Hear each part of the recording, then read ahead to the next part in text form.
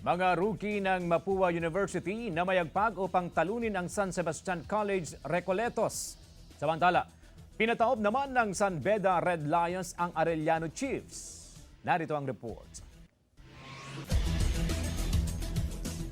Namayagpag ang mga rookie ng Mapua University na sina JC Recto at si Clint Escamis upang maitala ang 80-70 na panalo kontra sa San Beda College Recolectos sa NCAA Season 99. Binuhat ni Recto ang Mapua sa first half habang nanguna naman si Escamis sa huling minuto ng laro.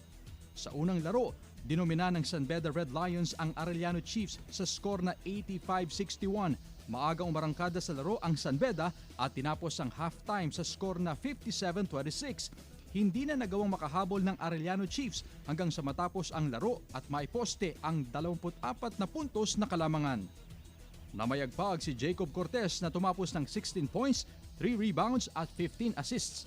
Abangan ang doubleheader mamayang hapon. Magtatapat ang Perpetual Altas at EAC Generals ng alas 2 at alas 4 naman ang sagupaan ng Letran Knights at LPU Pirates. Mapapanood ang aksyon sa GTV. Rizuniga para sa Mornings with GMA Regional TV.